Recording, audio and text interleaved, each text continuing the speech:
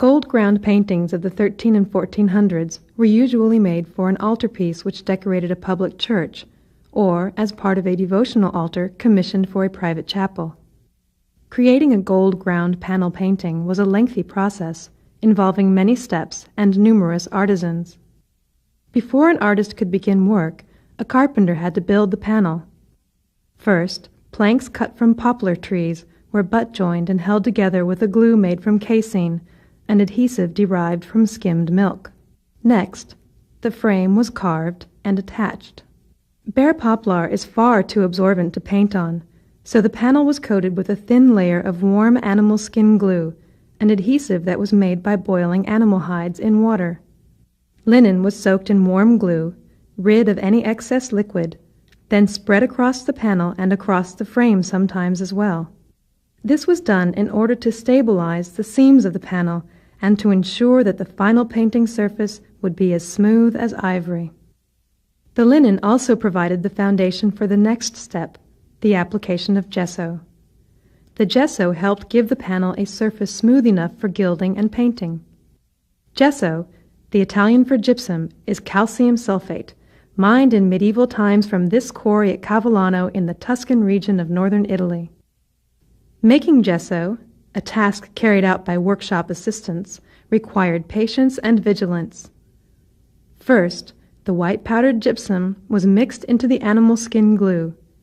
Incorrect proportions of gesso or glue would result in either cracking or a dusty surface.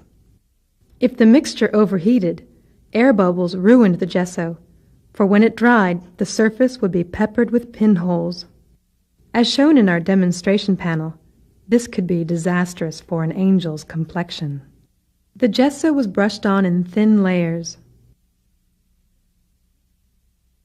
For good adhesion between layers, 6 to 8 coats of gesso were applied during one day, and if necessary, into the night. After the gesso had dried, artisans used charcoal to help them see where the panel was not uniformly smooth. Black charcoal was rubbed across the now hard white surface.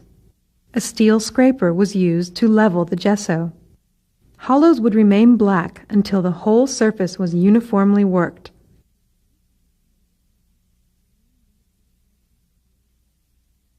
At this point, the panel was ready for the preliminary drawing. Artists used bits of charcoal to sketch in the design. This design served as a guide for the gilding of the panel. Any mistakes could be easily erased with a feather. The underdrawing could be made permanent by going over the faint lines of charcoal with a pen or brush. The underdrawing often appears somewhat rough. Its main purpose was to fix the boundaries between the painted surfaces and the gilded background. To provide a clearly defined edge to the gold, a needle was used to incise the outlines of the figures. The gold leaf served as the background of the picture, so the gilding was done before painting.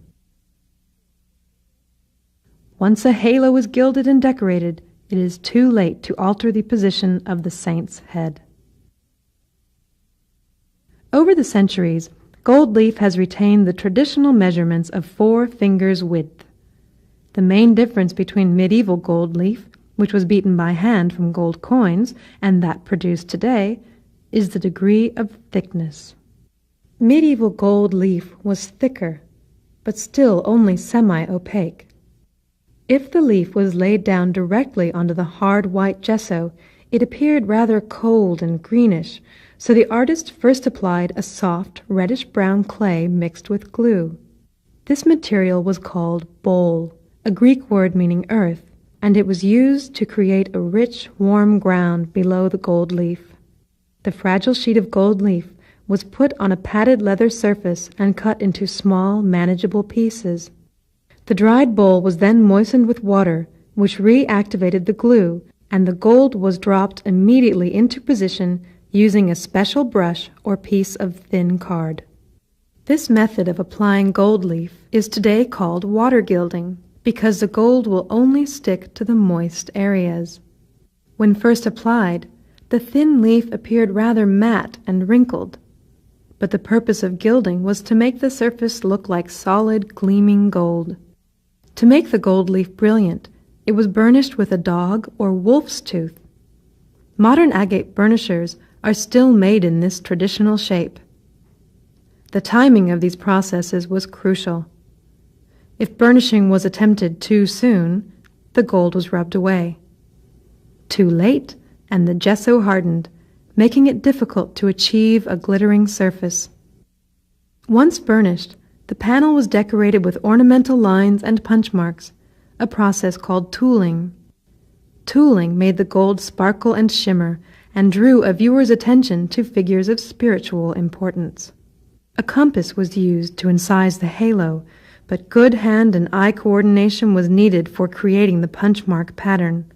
The punch must be held exactly perpendicular to the panel and struck evenly, or one side of the punch mark would be more deeply indented than the other. For a more ornate decoration, stippling could be added. The gilded background can be further enhanced by colors painted to simulate expensive brocades. The usual method was to apply paint on top of the gilding and then transfer the design with a pricked cartoon. The dots of white pigment would pass through the prick marks and serve as an outline.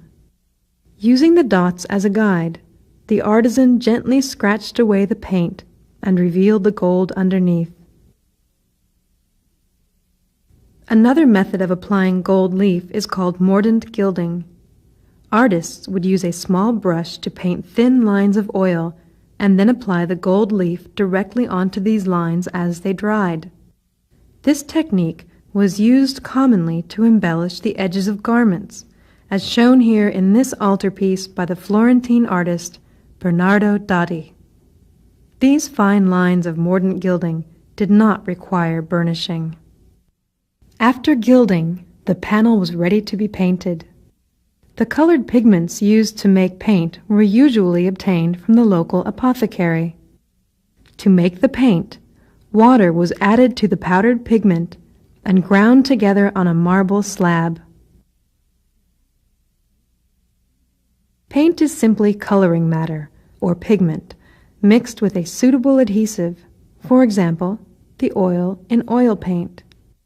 In the case of egg tempera paint, however, egg yolk was the adhesive, or medium. The recipe was simple. Egg yolk and water were added in equal quantities and mixed in mussel shells or small pots. The yellowness of the yolk was commented on by the 14th century Florentine painter Cennino Cennini. In his treatise on painting, he explained that for young faces, the paler yolks of town hens should be used. For people of more swarthy complexions, the more orange yolks of country eggs were acceptable. The very fast drying time of egg tempera did not allow colors to be blended as with oil paint. 3 tones of the same color were mixed beforehand. Then the artist hatched fine lines of one tone into the next. These lights and darks could be modified by either applying more layers of color or by allowing the underpainting to show through. This latter technique is best seen in the painting of flesh tones. The flesh area is underpainted with a layer of green earth, as seen in this head of St. Luke by Simone Martini. The pink flesh tint, a color made by mixing vermilion, ochre, and white, has been applied thinly in the shadow areas, allowing the green underpaint to create a cool halftone.